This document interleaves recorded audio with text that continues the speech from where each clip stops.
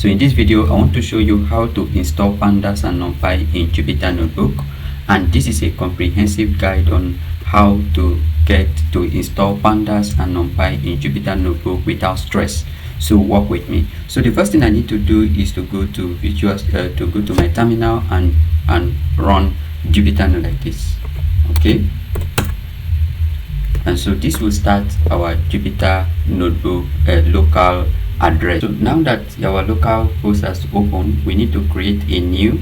So I'm going to start. I don't need a folder, but it's needful that you create a folder. So I'll just start Python 3 kernel. So, and that will open a kernel which will enable us to write our code. So the first method, I'm going to show you different methods you can use to install and run Jupyter Pandas on your Jupyter Notebook. So the first method I'm going to use is where we use the pip. So remember that before you can use the pip, you will need to have Python installed on your machine. Alright, and remember that we are running this on the local host, meaning we are not connected to cloud or anything. So because of that, you will need to have your Python installed. So the first thing I'll do is to come here and say pip install pandas. Now I can run the both of them on the same line, and I can install them individually, but whichever one you do is good. So I can do pip install pandas and it will go, and I can add NumPy and the both of them will be installed at the same time. So I'm saying pip install pandas and the second one, which is NumPy, and once I hit enter, so now this is Jupyter Notebook, so you don't just hit enter. So I'm going to press shift enter. Alright, and let's wait for it to install. Alright, so you can see that it's saying that already requirement satisfied because I have it installed before. So this is how you can install your Pandas or NumPy, and after installation you will need to either delete or comment them out, and then before you start writing any other code like this. So this, by doing this, you have commented it out. Alright, so this is one of the way you can comment it out. So any other thing I do, this code doesn't run any longer. So I only need them to install. Now if I want to use them, I'll just do import pandas, and then remember that this is an alias. The AS here is an alias. So, and PD here is a variable. So anywhere I use PD, I'm referring to pandas. Alright, and it's not a must that it should be PD. It's something that you can change whatever you want, but make sure that it's something you remember and it's memorable and you know that it's referencing pandas. So and then I'll come here and then I'll say import NumPy like this. So this is how you can import pandas and NumPy. Alright, now in case you will need to have Jupyter Notebook before you get to this point. Alright, in case you don't have Jupyter Notebook, I have in the description of this video how to install and set up your Jupyter Notebook if you don't have it already installed, and then you can just use the command I use here, which is the Jupyter Notebook, and then you can run your installation. Alright, now once you have installed your Pandas and NumPy, the next thing you will need to do is you can create a new notebook. For example, so here I'm saying import pandas as PD, import NumPy as NP. So I can add an alias and say as what, NP. Alright, and then I can decide to check for the version. So I want to verify that these two libraries are installed correctly. So what do? I can come here and say print. Okay, I want to print out these libraries. So I'll come here and print, and then inside this print function I want to format whatever result I'm going to get. So I'll now say pandas like this, pandas. Okay, pandas version. So I want to check the version of pandas that I have just installed. So I'll come here and then I'll now do this. Inside this curly braces I'm going to say PD. I'll do PD, and then I'll do dot underscore version like this. Okay, and then I can do close the bracket like this and close it and like this. So and then you can do the same with NumPy. Alright, you can do the same with NumPy. So you say print, and inside the print function you have a formatted string and you're saying NumPy. Okay, NumPy version like this, version, and then inside there you have a curly braces, and this time around you say np dot underscore version. Alright, and then underscore version like this, and once you do this you close it, you close the bracket. And so when we run this, so how do we run it? So you click here and you run it. then it should be able to run, and you can see. So then you can see the results. So we currently have Pandas version 3.2.1 and NumPy version 2.3.1. so these are the three versions that we currently have, right? And then you can test with simple operations. All right, so you can also test with simple operation. Let's say, for example, I don't want this to run again, so I will need to create a new cell. So I'll go to a new cell, and in this new cell I want to create a data frame, and then I'll say equal to, then I'll call the BD I created earlier, and this time I'll pass the data frame inside. So remember that this is a data frame from Pandas. All right, it's a function that is coming from Pandas, and inside it we are going to pass in our number, for example. So here I can see something like A, right? Let's do A, and then I want it to carry A as the table, the column name. Let's say I have column A and column B, and in column A we have number 1, 2, 3 like this, and then we close the square brackets, and then we have column B. So let's have column B like this, and then inside the column B we have another thing. So we have something like this. We have data, which in this case will now be let's say 456, for example, 456 for example, and close it, and then we close the bracket like this. So now when we do this, the next thing we need to do is we need to close the curly braces before the square bracket.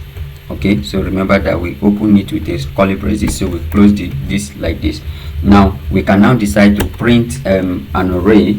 Okay, so we can say that let's have an array which should be equal to, let's have it equal to like this, equal to, and then we call the np variable, which is the NumPy alias variable. So we say, then we call the array method, and inside the array method we pass in a square bracket, and then we say let's have 1, 2, 3, 4, 5 like this, and then we close the square bracket and close the bracket like this. So now when we now print array, let's print our array variable. So print arr like this, and so we run it. Okay, so we can decide to do something like this. So let's come here, and then I'll click run. So you can see that it's giving us 1, 2, 3, right?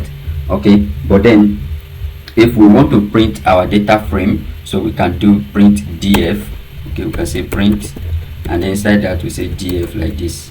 Okay, and close it. So let's run it again, and then you can see that we have index 0, 1, 2, 1, 2, and then we have column A and column B, and in column A we have 1, 2, 3, 4, 1, 2, 3, and in column B we have 4, 5, 6. So this is how you can create a data frame using the Pandas, and this is how you can create an array using NumPy. All right, now if you have Anaconda installed, this method will be quite different. All right, so if you have Anaconda installed, all you need is you call the Anaconda and you do install, so something like this. So this is another method when you have Anaconda or you are using Anaconda. So you call the conda and then you say install.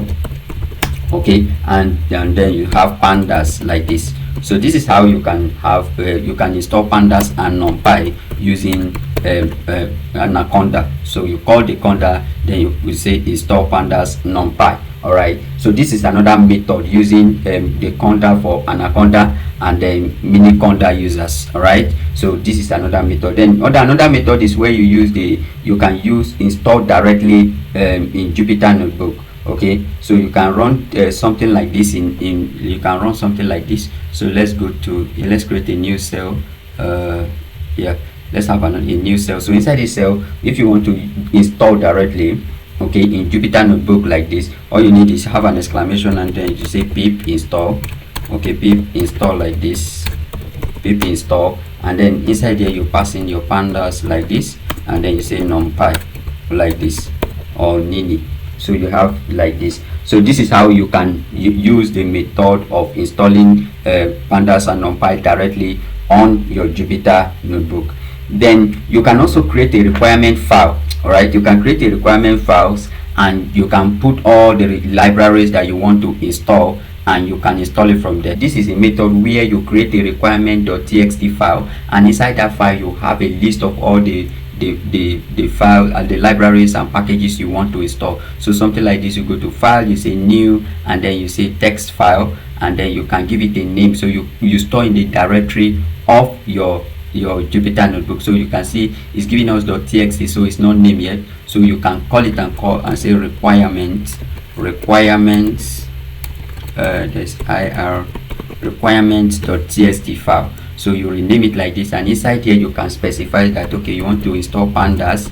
So one of the core thing about using requirement is that you must specify the version of the library. So in this case, we want to install version 1.5.0, or okay, so we install 1.3. so let's have 1.3. then you can also say NumPy, and then you have it should give you version 1.3.0, and then you can also install as many, you can add as many library you want to add and you want to install. Once you've done that, right, once you've add all the libraries you want to install, so you can now, so when we come back here, okay, and then inside one of these cells, what do you now do? You can now do pip install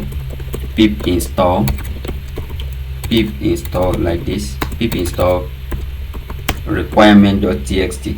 so sorry, you had a recursive something like this. Okay, you flag so that it keep reinstalling until all the libraries are finished installing. So we say requirement, you call the name of that file like this, requirement.txt like this. So and once you hit enter, it will start installing them. So this is how you can install libraries, and especially NumPy, Pandas, and other libraries you want to install using the method of requirement.txt file. Now there are different ways you can also troubleshoot for common errors, like permission errors in Linux and Macs. Okay, if you are a Linux and Mac user, so you can do permission error where you do pip install flag user and Pandas NumPy. All right, so once you do that, you can also install in your Linux or Macs. So in case you run into outdated packages, or outdated pip, in case you run into an outdated pip, what does it mean? So pip are normally upgraded, so you will need to upgrade your pip before you install. So you can do something like the pip install, then you do flag upgrade like this, okay, and then you do pip. So once you do this, you are saying that I want to install pip upgraded. All right, so once you do this, the pip will be upgraded to the latest version, and this will help you a lot. Now when you also want to do the most recommended method when installing any libraries and packages in Python, in Jupyter Notebook, or in Python generally, is to have a virtual environment. Always have a virtual environment, because having a virtual environment help you to separate your files and folder getting mixed up with every other file in your system. So how do you now create a virtual environment? If you are on Windows like me, so I'll come here and create a new cell, and then I want to create a virtual environment. All I need to do is I'll call Python, and then I'll do flag m, then do v like this, then the name of my environment, so I can call it my env or my environment, whatever I want to call it, so that it can be memorable and I'll be able to know that this is what I'm doing.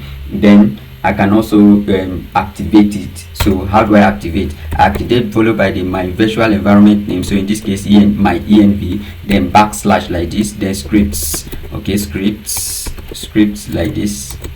Okay, backslash what? Activate. Okay, activate like this. So this is how you can activate virtual environment in Python. Now if you use .bat, it means that whatever you are installing, this virtual environment is temporal, and this will save you from Windows security, but you will need to override this. Go through the process of making sure that your window allow you to run script without the BAT. So with this, you have your virtual environment created and activated. All right, so this is how you can check this is how you can install Pandas and NumPy in Jupyter Notebook. In this video, I've been able to show you different methods you can use to install Pandas and NumPy. Check for the version of the Pandas and NumPy you have installed, and then a simple working example that shows us how to create a data frame, and then how to also create a NumPy array. All right, so this is how you can do it. But here is a final tip I want to leave you with. Always restart your kernel after installation if you encounter any import error. So with this, if we import our install whatever library we installed like this, so always make sure that you restart it. So you can see that it gave us a note after installation here that you may need to restart the kernel to use updated packages. So this help.